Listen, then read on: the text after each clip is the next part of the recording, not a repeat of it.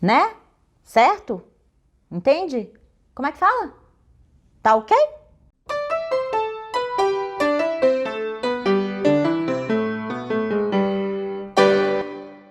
Oi, vem falar comigo. Este é um espaço para a gente dialogar sobre falar, se expressar para o público. Seja muito bem-vindo, muito bem-vinda. Aqui nós vamos discutir estratégias para te ajudar a perder o medo de falar em público e para ser muito mais confiante em você e no seu trabalho.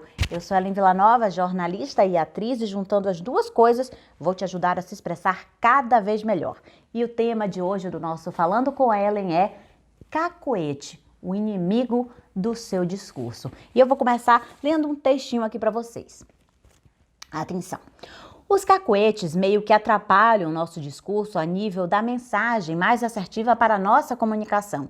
Eu vou estar te mostrando como, tipo isso, atrapalha, esvazia a nossa fala, entendeu? Tá ok? Agora, se eu falar a mesma coisa dessa forma, os cacoetes atrapalham o nosso discurso e eu vou mostrar como esvaziam a nossa fala. Concordam que eu comuniquei, que eu disse a mesma coisa? Pois é, talvez o costume de vocês ouvirem esses cacoetes que eu mencionei logo no primeiro texto, fizesse com que você no primeiro momento nem notasse que eu estava usando cacoetes. Mas sim, estava usando muito. E isso acaba fazendo com que o texto se torne mais longo. Olha só, tinham 3 frases, passou a ter apenas 3 linhas, ocupando 3 linhas aqui do meu texto, e passou apenas a ocupar 1 linha somente do texto, ou seja, ficou mais sucinto, mais objetivo, mais direto, que é isso que a gente quer na nossa comunicação, uma comunicação mais eficaz, mais assertiva. Vou te mostrar aqui quais foram esses cacoetes de uma maneira mais detalhada. Os cacoetes meio que atrapalham. Eu posso dizer que os cacoetes atrapalham, né? Para que esse meio? A nível da mensagem. A nível da mensagem foi outro. E vou estar te mostrando 3 expressões que não acrescentaram absolutamente nada na minha fala. Só fizeram eu levar mais tempo com esses vícios de linguagem, prejudicando o meu discurso. E tudo isso vai completamente de encontro à nossa objetividade.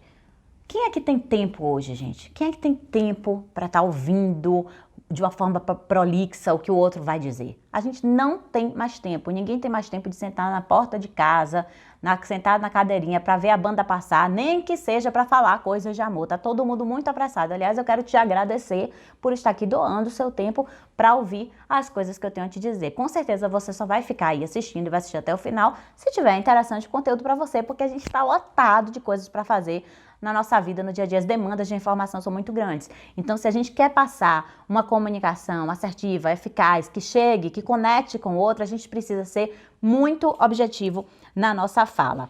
E longe da gente discutir se essa era agitada tá boa, tá ruim, o fato é que a gente precisa se adequar a esse público que tá corrido, que tá acelerado, e nós mesmos estamos assim. Então, a gente tem que se colocar no lugar do outro e saber que a gente precisa ter uma assertividade, falar de uma maneira muito mais objetiva.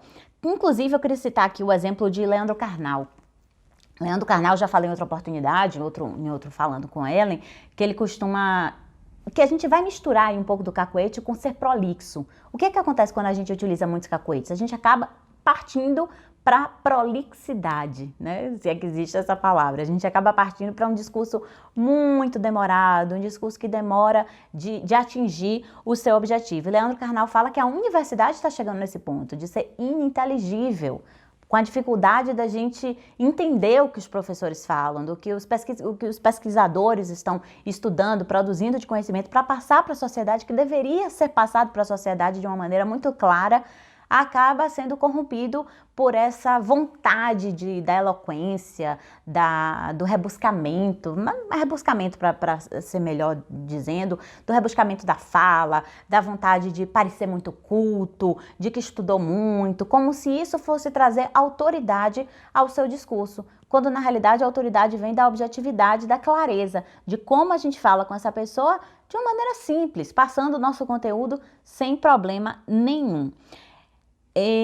A nível de... Por que o nível de não é legal? A nível de, gente, é a nível do mar, né? Se você vai falar a nível de Brasil, a nível de economia, Porque no Brasil, na economia, ou em se tratando de Brasil, nível para a situação do tipo do mar. Agora tem um caso, e isso começou a ser usado bastante lá na década de 90. Esse a nível de começou quando se começou a falar muito de globalização, e o termo vinha quase que casado. A nível de globalização, a nível de importação, a nível de tudo que fosse relacionado à globalização, vinha com esse a nível de junto. Então vem muito de modismo também. Os nossos vícios de linguagem, esses vícios sociais que todo mundo passa a usar, vem muito do modismo.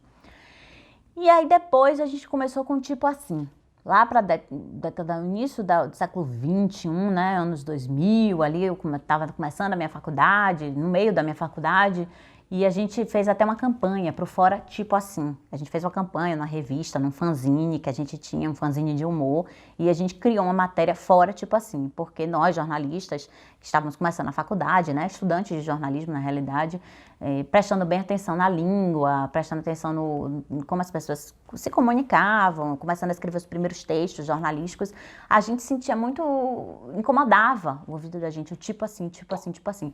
Hoje ficou tão na cara isso que as pessoas acho que nem se incomodam mais, já entrou como vocabulário, porque a gente não consegue se livrar. Tipo assim, e até virou um apelido, né? Agora é tipo.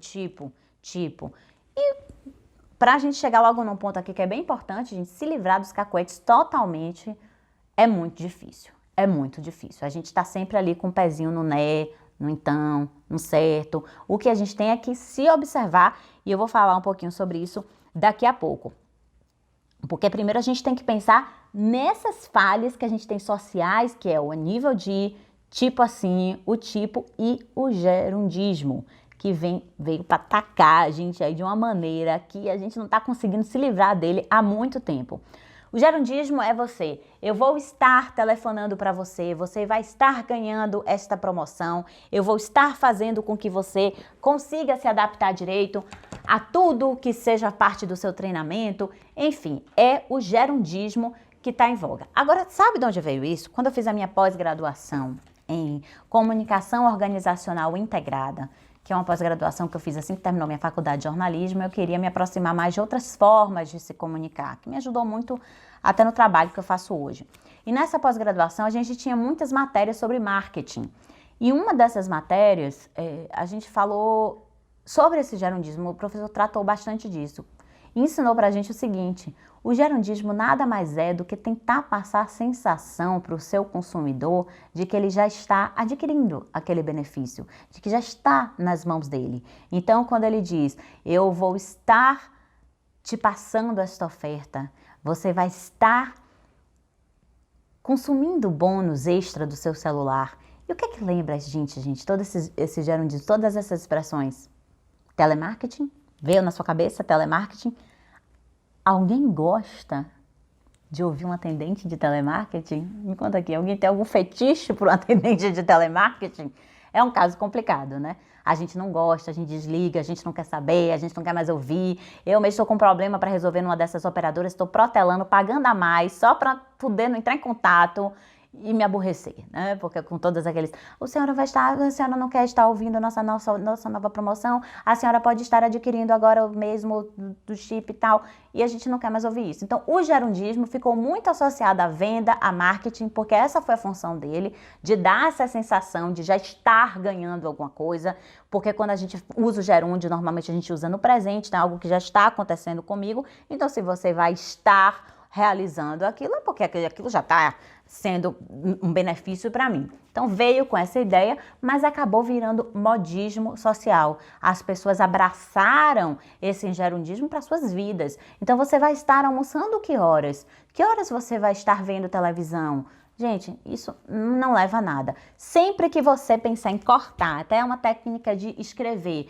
você escreve um texto, pensa quais são as palavras que você pode cortar. O que você puder cortar, incluindo advérbio, adjetivo, corte do seu discurso para que ele fique mais objetivo num texto escrito. E quando você pensar em falar, fazer uma apresentação e que você queira escrever esse texto, ou grava no celular, como eu estou fazendo aqui agora, grava uma aula sua e depois se escuta. Se escuta para ver Quantos termos desses você usou? De que forma? Teve um aluno meu que gravou recentemente um vídeo pra mim que em 2 minutos ele conseguiu me dizer 18 nés. 18. 18 nés em 2 minutos. Né? E o mais curioso foi que quando eu mostrei a ele, ele falou, eu digo né? Aham, você diz né? Pois é, ele disse muito né e ele não percebia que ele dizia esses nés. Então isso é muito, muito importante porque a gente não se dá conta. Ah, Eli, mas você não tem vício de linguagem? Tenho vício de linguagem. E eu também fui muito adepta do né, eu andava coladinha com o né. E eu também não sabia disso. Minha mãe me falou. Aliás, uma coisa que eu gosto muito é de crítica.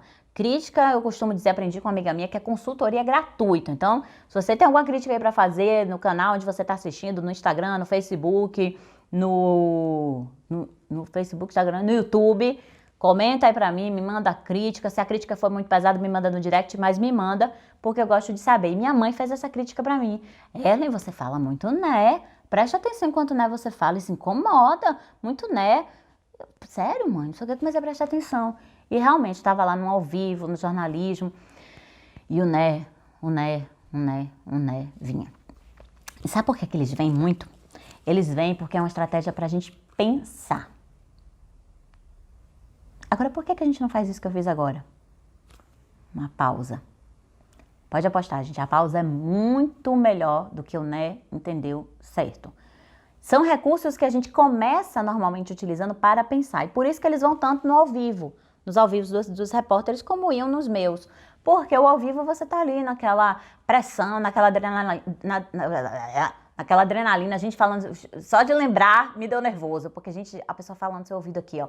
Vai, falta 5 segundos, 10, vai cortar, vai, entrega, pega o entrevistado, isso, manda o cinegrafista, aquilo dá um nervoso, então você vai no né, pra dar uma enganada lá, né, e isso dá muita irritação, mas dá irritação na gente também, porque é um recurso que a gente utiliza para ganhar um tempo, para se acalmar daquele nervosismo.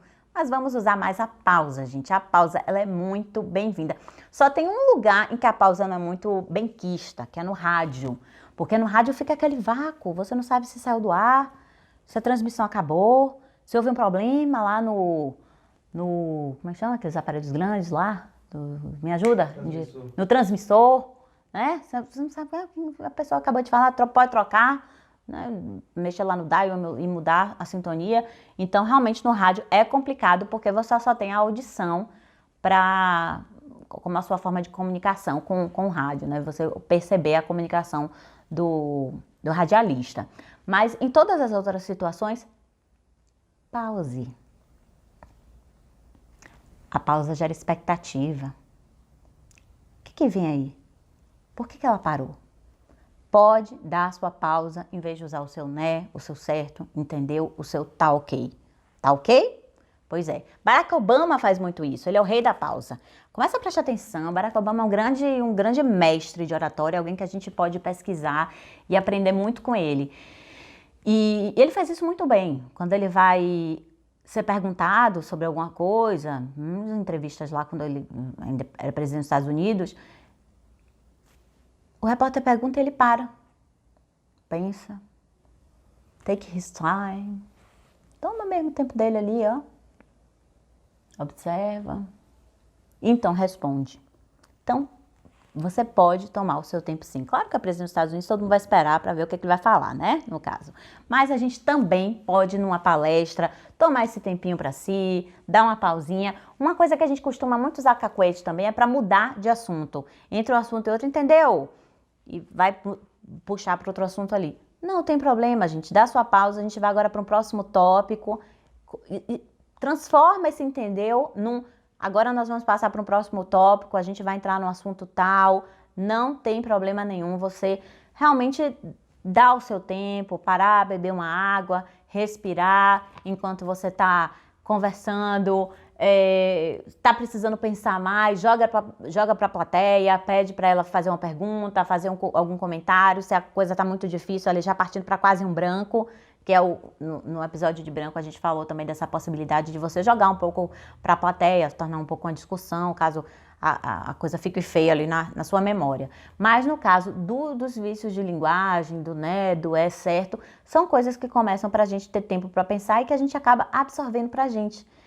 Esses dias minha filha tava assim, ela fala assim, bem bonitinho, com a mãozinha assim juntinha, ela fala, mãe, aí a Branca de Neve foi com os 7 anões, entendeu? Aí, entendi, filha. Mamãe, entendeu? Eu não vou comer agora, entendeu? Tudo dela ela entendeu. Aí outra coisa fofinha que ela fala assim, mamãe, a gente tem que fazer uma poção mágica agora, entendeu? Entendeu. Então eu achava bonitinho, entendeu? Até que um dia eu falei, Tela, a gente vai fazer isso porque depois do almoço a gente vai ter que comer uma sobremesa, entendeu?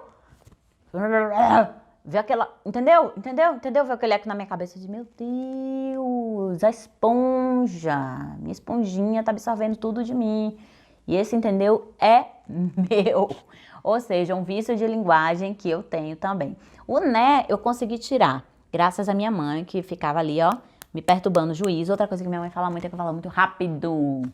Mas aí eu acho que é um jeito meu. Aí eu ouvi a crítica, tento diminuir um pouco, ganhar na dicção, ganhar no tempo de fala, que é um outro episódio que a gente vai fazer, isso é sobre dicção.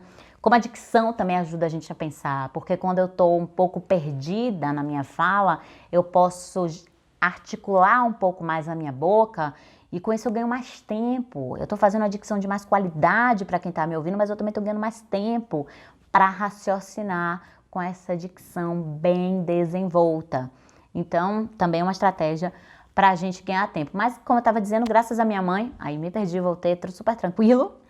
Minha mãe fala que eu falo muito rápido, mas eu gosto, eu acho que esse é o meu jeito. Eu acho que também o falar rápido em determinadas situações passa uma autoridade, passa um domínio de comunicação.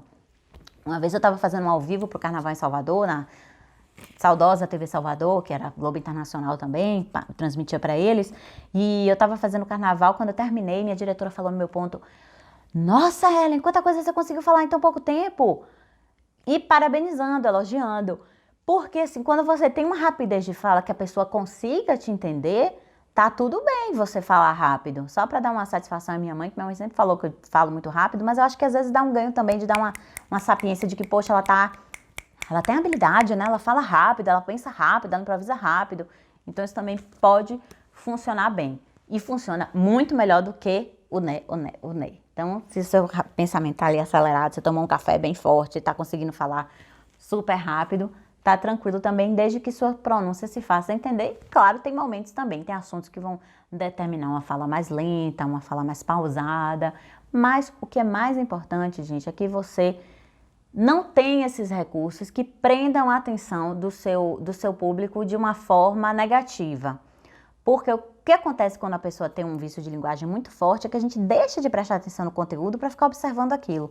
Uma vez eu vi uma militante, uma ativista de feminismo, não me lembro o que foi agora, gravando um vídeo, falando, o conteúdo dela era super bacana, mas ela dizia né a cada frase. Não tem como você prestar atenção no conteúdo. Não pode ser o melhor conteúdo do mundo. Se a pessoa tá toda hora, né, ou então,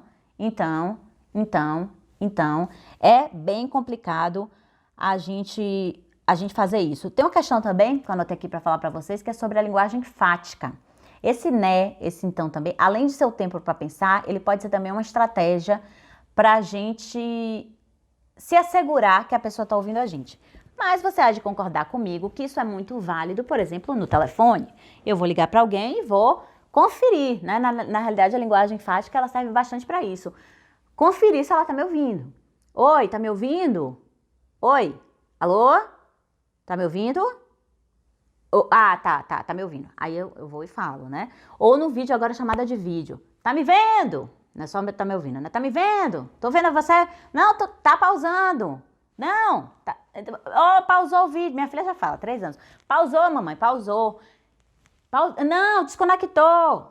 Então a gente precisa dessa linguagem enfática para a gente testar o canal de comunicação. Qual é o canal? O celular, videochamada, o telefone? A gente tem que testar o canal de comunicação para ver se esse canal por onde a gente vai se comunicar tá ok. Aí cabe o tá ok. Se você fala também, gente, um tá ok de vez em quando, tá ok. Agora, se você fala tá ok toda hora, é que complica. Mas vamos lá de novo ao canal de comunicação. Você começa uma palestra e você vai falar no microfone. Gente, tá dando pra ouvir aí bem? Ok. O que eu quero dizer é que esses vícios de linguagem, além de nascer da nossa necessidade de pensar entre uma coisa e outra, ele também pode nascer dessa incerteza se você está sendo eficaz na sua comunicação. E o que é que você passa para as pessoas quando você questiona o tempo todo se está certo, se entendeu, se está ok? Que você não está seguro o suficiente que o seu discurso está sendo claro. Que você não está seguro o suficiente que você está sendo objetivo. Que você não está seguro o suficiente de que você está conseguindo ensinar, que você está conseguindo transmitir a sua mensagem para as pessoas. Então a pessoa vai ficar, pô, que segurança é essa? Tá toda hora perguntando se eu estou entendendo? Além de cansar, porque se torna um vício de linguagem, ainda tem a possibilidade de passar uma extrema segurança sua, então precisa o tempo todo estar perguntando se você tá se concentrando naquilo. Então, é também a linguagem enfática da comunicação que precisa ser coordenada, que precisa ser limitada. Para isso, a gente tem um conceito que eu gosto de falar nos cursos que eu dou com técnicas de teatro, que é o conceito do ouvido crítico. É você começar a se ouvir, mas se ouvir criticamente. Eu, por exemplo, aqui estou numa comunicação formal com vocês, formal no sentido de profissional. Eu não estou falando aqui o que eu quero, eu não estou aqui do jeito que eu quero, eu não vou encostar no sofá, eu não vou ficar numa posição muito que não dê uma postura aqui para vocês, para eu me comunicar adequadamente. Então, nessa comunicação formal, em que eu estou trabalhando a minha dicção, que eu estou raciocinando, que eu estou pensando sobre o que eu vou falar, eu preciso ter uma clareza com vocês. E essa clareza, eu vou me ouvindo também. Tudo que eu tô falando aqui com vocês, eu tô me ouvindo, me observando. Claro que eu vou chegar em casa, vou ver minha filha, vou jantar com meu marido. Eu não vou ficar pensando em tudo que eu tô falando. Mas quando você está se apresentando num momento profissional, ou num momento, mesmo que seja no Natal em família, que eu sempre costumo dizer que tem uns amigos secretos, às vezes tem pessoas muito tímidas que não querem falar, mas precisam falar. Olha como eu falei rápido agora eu mesmo senti com o meu ouvido crítico. Então, porque eu tô aqui atenta à forma como eu tô falando. Falei rápido demais, então agora eu vou falar um pouco mais devagar, para compensar aquela rapidez ali que pode ter prejudicado um pouco, pode ter gerado um ruído na comunicação com o meu interlocutor aqui, com o meu espectador, com o meu telespectador, enfim. Então, o ouvido crítico é um aparato que a gente tem para se observar. Tudo bem falar um né? Tudo bem, mas você já falou? Identifiquei que eu falei um né, agora eu vou dar uma segurada. Não vou falar mais né nas próximas frases. Então, eu vou me controlar. É você estar o tempo todo se ouvindo. Não é deixar rolar, correr solto. É se observar, é se ouvir.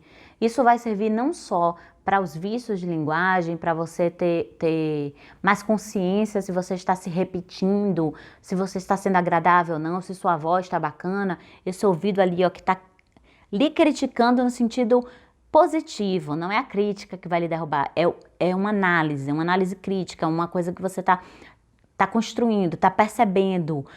Tô vendo quantas vezes eu falei construindo, eu falei percebendo, eu tô usando mais ou menos sinônimos, então eu vou parar com sinônimos porque eu já usei, deu para entender, né? Aí eu falei o né agora eu vou demorar um pouquinho para falar um né. É você estar o tempo todo percebendo a sua fala, perceba como você fala, principalmente quando você está falando em público. Esse é um passo para você usar mais adiante. Não se exija tudo na mesma hora. Se você é muito tímido, está com muito medo de falar em público, vá, nem que você fale trocentos nés. E se alguém te disser, falou muito né, não quero ouvir, já venci a primeira etapa, já me superei, tô ótima, consegui falar em público, não quero ouvir crítica agora. E à medida que você for falando, for construindo, for se desenvolvendo, aí você vai aceitando mais as críticas, vai percebendo, porque é horrível a gente dar o primeiro passinho ali, começar a andar de bicicleta, o para trás para frente que começa, né? Primeiro dá a bicicletinha para trás para frente, que não consegue dar a volta toda na bicicleta. Eu só falo de minha filha aqui, né? Mas enfim. Não, pera aí, roda a bicicleta toda, vai logo, gira o pedal inteiro. Você desmotiva a pessoa. Então, se você passa por isso, ou se você também tá vendo alguém passar por essa dificuldade, incentive, estimule, deixa a pessoa... Poxa, já venceu uma parte, já se superou em determinado momento, então tá tudo ok. Agora, à medida que você for se especializando, for relaxando, for tendo mais experiência na fala com o público, vá se exigindo cada vez mais, porque a gente sempre tem para onde crescer. Nunca vai estagnar. E a cada turma que eu tenho, a cada turma que eu ensino, eu aprendo muito com os meus alunos. Com o jeitinho de cada um, com a essência de cada um, com a verdade que cada um quer passar. Isso me ensina muito, porque a gente percebe realmente que não existem padrões. Que às vezes o mesmo texto é dito por um e por outro é dito de outra forma completamente diferente. E os dois textos se conectam com o público, a forma de falar dos dois, embora sejam formas diversas, conseguem essa conexão também. Então, em cada momento eu estou aprendendo também com os meus alunos.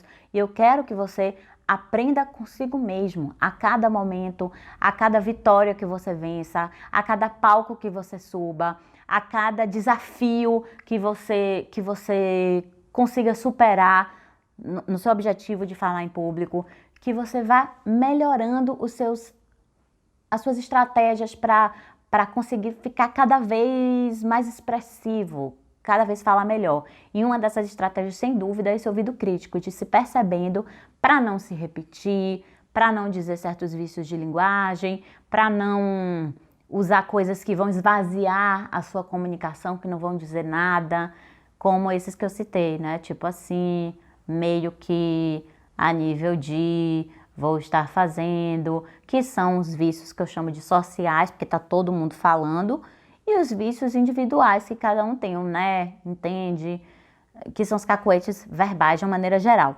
Além disso, a gente tem também os cacuetes não verbais. Os cacuetes não verbais, que são bem interessantes também da gente tratar. O que são os cacuetes não verbais? É você tique nervoso, sabe? Eu, por exemplo, vou confessar a vocês, eu tenho um cacuete horrível, que é ficar puxando o cabelo. Minha mãe já brigou tanto comigo por causa disso, eu fico assim o tempo todo, ó, puxando. Minha avó dizia que eu tava tirando piolho, puxando o cabelo assim. Não consigo parar, já deu meu ombro, gente, já tive problema no ombro de tanto que eu fico assim, ó. Minha terapeuta lá, Bibiana, beijo, já tentou me ajudar, mas é um cacuete que eu tenho. Graças a Deus, quando eu tô falando em público, eu fico tão concentrada no que eu tô fazendo que eu não tenho tempo. Não dá tempo de ficar puxando os cabelos. Mas é um cacuete e é feio, né? Eu tento me controlar, mas é uma coisa difícil pra mim. Ainda mais quando eu tô ansiosa. Então, todo mundo tem um tipo de cacuete. Eu tenho uma amiga que ficava assim, ó.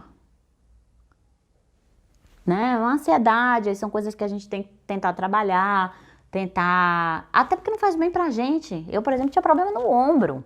Não faz bem pra quem tá comigo, porque fica incomodada ali, a pessoa o tempo todo vendo a pessoa mexendo no cabelo. E essa pessoa, essa amiga minha, ficava assim o tempo todo. Começou, sabe como? O óculos que ela tinha, e ela tinha preguiça. Preguiçoso só se lasca, viu, gente? Tava comentando isso aqui agora há pouco na produção.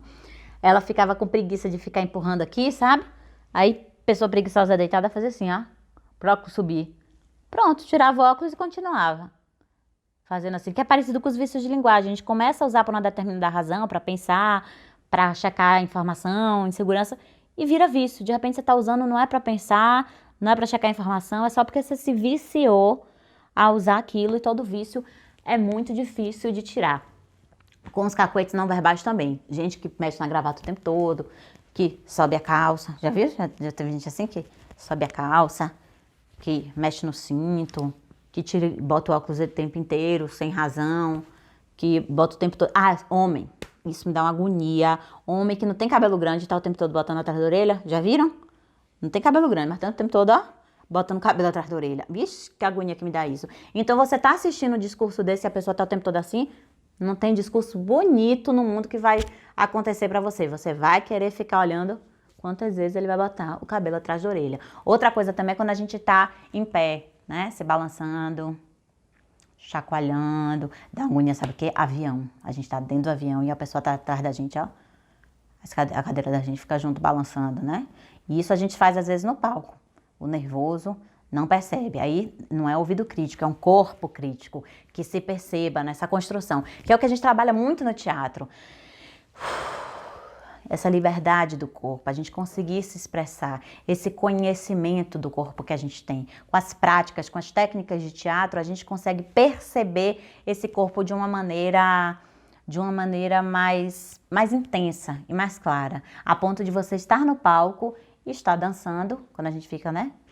Se a gente consegue encaixar uma imagem aí na edição, você tá de um lado pro outro, ó, e parece que você tá dançando no palco. Ou parece que você tá num navio né? Que tá balançando. Você fica o tempo todo pra lá e pra cá.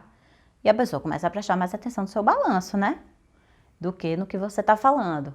Então tem algumas coisas que a gente faz assim, que são cacoetes não verbais, que prejudicam muito a nossa comunicação, porque eles fazem com que o nosso público preste atenção em coisas que estão sendo ditas repetidamente ou gestos que também estão sendo feitos de forma repetida. É isso então. O importante é você tirar essas manias, se concentrar. Eu, por exemplo, essa mania minha só me atrapalha na minha vida individual. Na profissional não tá me atrapalhando, talvez por isso que eu não tenha também tomado conta. Eu gosto de ficar assim no meu cabelo, vendo televisão. Diz que desde bebê, gente, desde que eu era pequena, eu ficava assim, ó. Desde bebezinha, minha mãe conta que eu ficava no berço assim, ó. Pegando o cabelo e mexendo e olhando minhas mãos, né? Então, ó, falei o né de novo. Meu ouvido crítico já me sinalizou, não vou falar de novo. Porque, gente, todo mundo tem vícios de linguagem, todo mundo tem algum tipo de cacoete. O que a gente precisa é prestar atenção na gente mesmo, ter essa autoestima, essa gentileza conosco, dizendo, poxa, eu tenho isso, mas tá, eu vou superar, isso não vai me impedir de me apresentar, isso não vai me impedir de mostrar meu conteúdo, isso não vai me impedir de crescer profissionalmente, eu batalhei tanto por isso, eu estudei tanto, tá, eu vou ficar prestando atenção aqui pra não repetir o né, o é, e também se é a primeira vez que eu vou me apresentar, tudo bem, repetir o né, o entendeu, tá ok, né, a gente chega em tantos lugares falando tá ok, né, então não tem por que também a gente se privar de tudo. Mas é prestar atenção no que você está falando e com muito amor, com muita paixão por você mesmo, com muito cuidado, com muita gentileza. Eu costumo dizer que se a gente tiver com a gentileza que a gente tem com muitas pessoas ao nosso redor, a gente seria muito mais feliz. Seja gentil com você mesmo, cuide de você, cuide dos seus sonhos, do sonho que você tem de falar em público e não deixe que nada te impeça. Observe essas estratégias, tenha cuidado, observe se você está balançando, se você não está. Não precisa se filmar não, só se perceba, só se escute, só perceba seu corpo. Com os exercícios, com o tempo eu vou te mostrando algumas coisas aqui que vão te ajudar com certeza a ter mais consciência do seu corpo. E a gente vai continuar se falando, tá bom? Eu sou Ellen Villanova e eu quero muito continuar falando com você.